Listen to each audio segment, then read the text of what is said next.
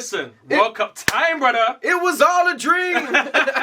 Listen, for some people it was. It was a dream, For some man. people it was a nightmare. Yeah, well, because, what? Let me tell you right Oi. now.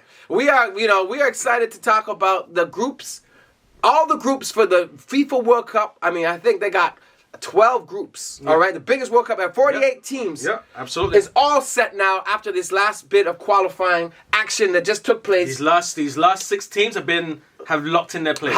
These last 6 teams are locked in Wow, their place. wow, Listen, wow. Some of them in dramatic fashion, some of them in like in a what was that fashion, but listen, you got the ticket. You got the ticket. They got the ticket to the right. You're going to the game. Yeah, bro. Simples. So listen, let's talk about it. What do you want to talk about first? Let's start with Group A, no? Well, okay, let's start with Group A. Let's start with Group A. Okay, so let's talk about Czechia. Yeah. Otherwise known as Czech Republic. Czech Republic.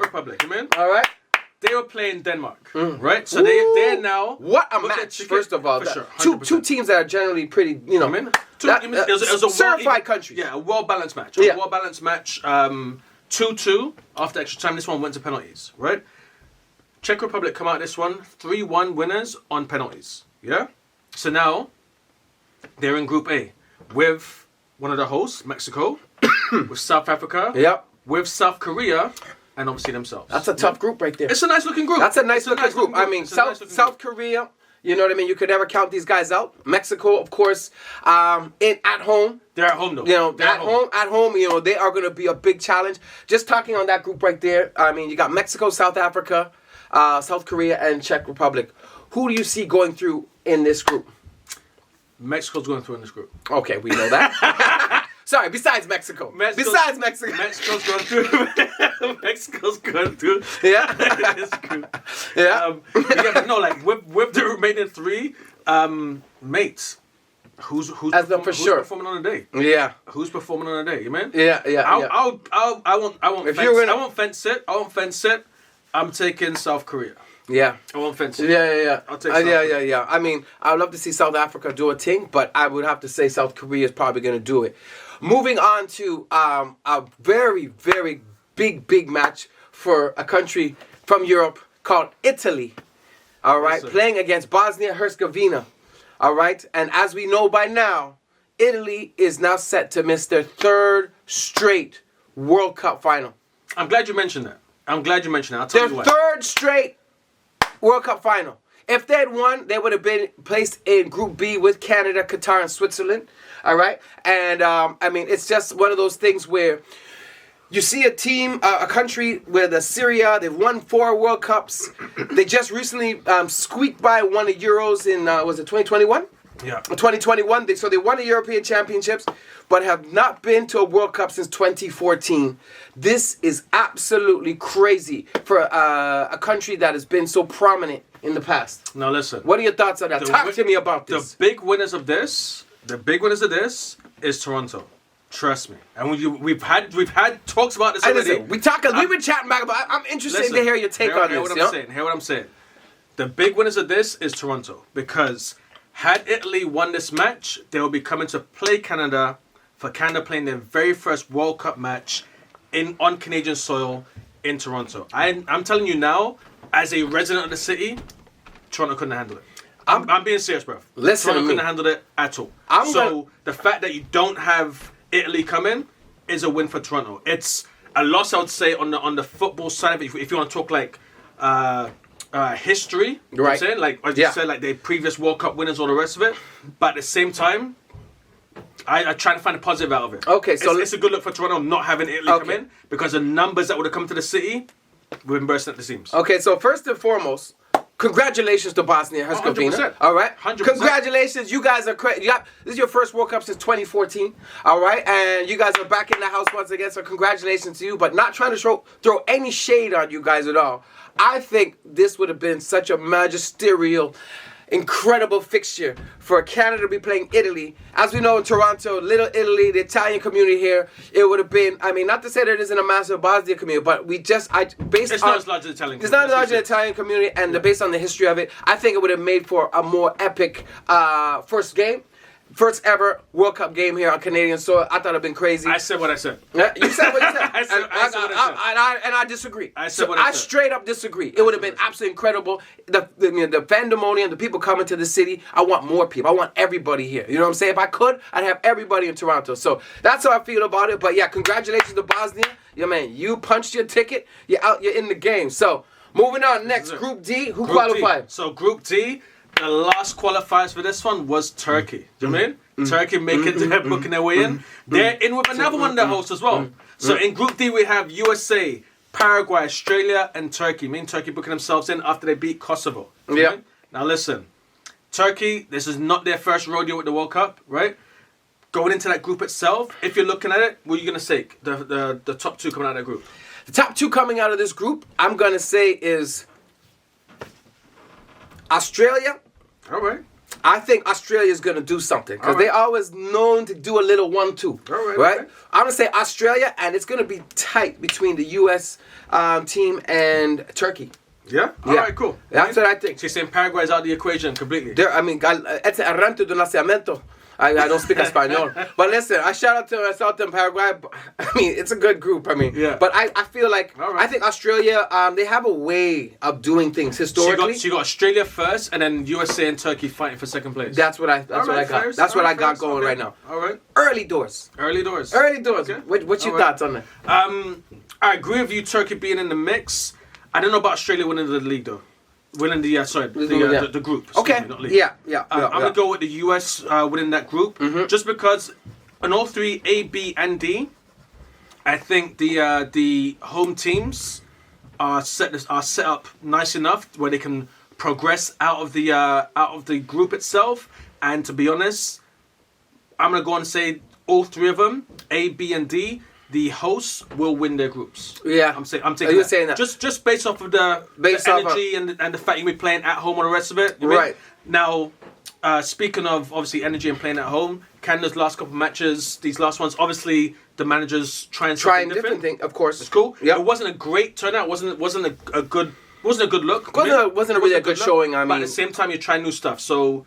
Fair bit. Speaking of which, so Canada, obviously played Iceland, got down 2-0, came back to tie it at 2-2 on 2 penalties. Yeah. Canadian men's national team getting ready to rock and roll. I mean, let's talk about that for a quick second.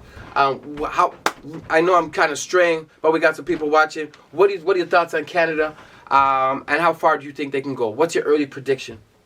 We're gonna have to get back to that in another one. And I'll tell you know why. what? We're gonna dive.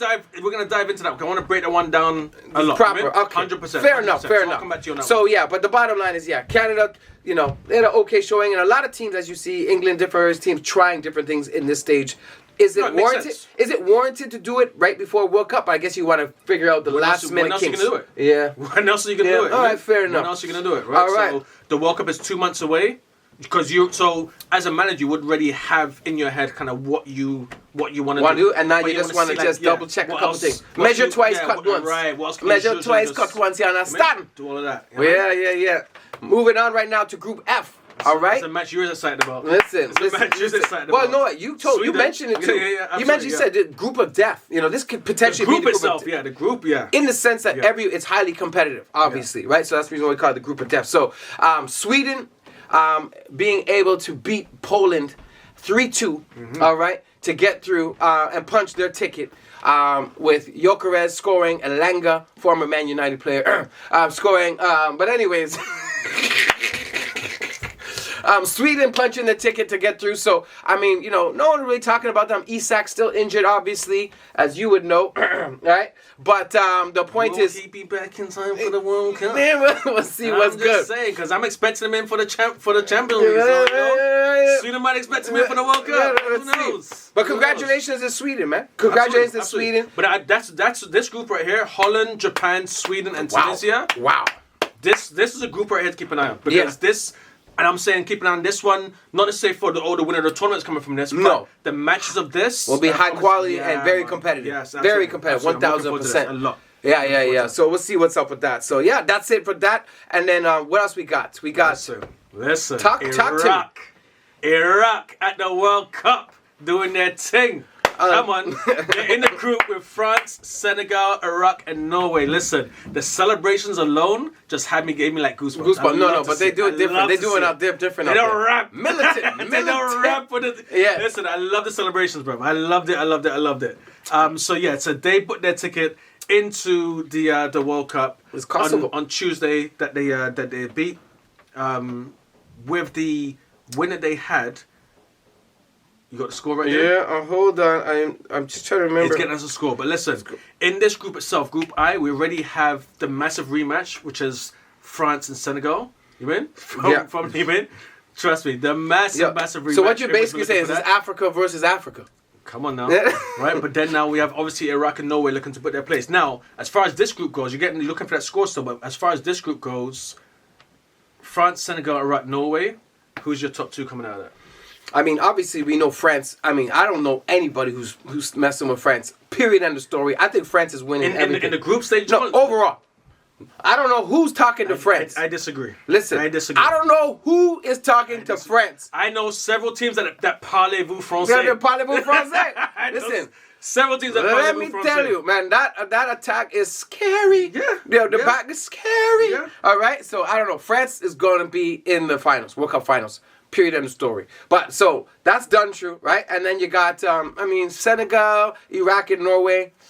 I mean, it could be either. It could be anyone. Yeah. Yeah, it could be anyone. On any given day. Well, again, Senegal, I just feel like they, obviously they've done well in CAF. Yeah. Right? Okay. So I feel like they could do it. Norway, obviously, we got Holland.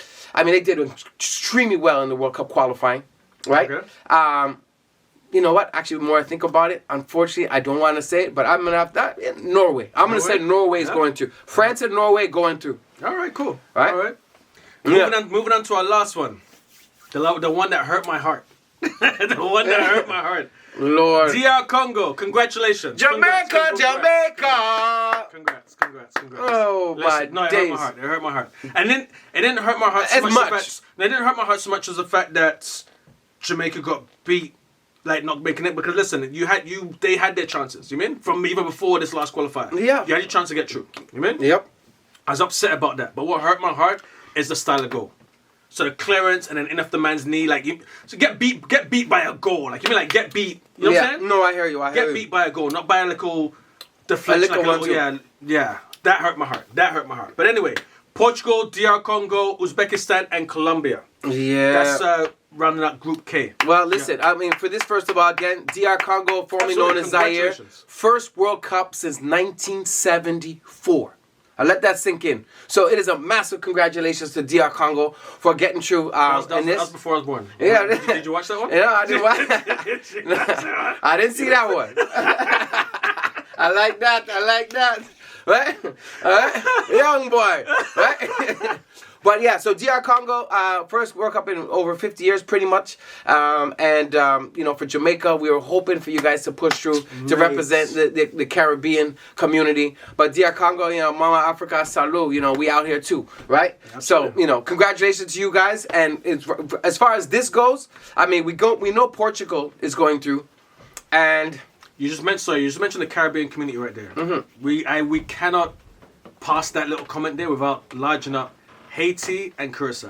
Yeah. Mate, True. Haiti and Curacao. Yeah. You guys are now Extensions. carrying. Yeah. You guys are now carrying the Caribbean on your shoulders. Facts. You're carrying the Caribbean on your shoulders. We gonna big them up too. We gonna big them up too. So by default, you mean? Yeah. We're all looking for we behind you too. We behind you. You know what I'm saying? We behind you. Yeah. But it's Colombia. Obviously has the ability to be great on the day. It's Portugal, Colombia. Portugal and Colombia coming out of group, right? Yeah, man. So that's what I was saying for that. My lad Diaz is doing a thing. Yeah, oh boy. he's doing a thing. And James. Don't sleep on James. He's doing a thing. Yeah, don't sleep on James. James, you already know, right? So that's what it is right now. So congratulations to these teams. I know a lot of countries are upset. A lot of countries are celebrating like they've never celebrated before. We're getting closer to this FIFA World Cup right here, 2026, starting in June. And that's it right now. So, again, congratulations to Czech Republic, right? Yep. Czechia, right? Congratulations to Bosnia, Herzegovina. Congratulations to who? You mean? Congrats to DR Congo. Congratulations to Sweden. To Turkey. You mean? Congrats to Sweden. And big up Congrats to Iraq. Yeah, man.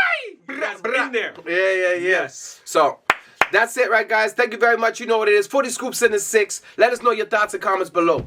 Absolutely. Listen, thank you guys for tuning in. Thank you guys for checking us out on the live. And please make sure that you check us out on Instagram, 40 Scoops in the 6. Yeah. And on YouTube as well, 40 Scoops in the 6 and TikTok. Come on. Yeah. Shout out to all the TikTok people that tuned in. Appreciate you guys. Appreciate the love.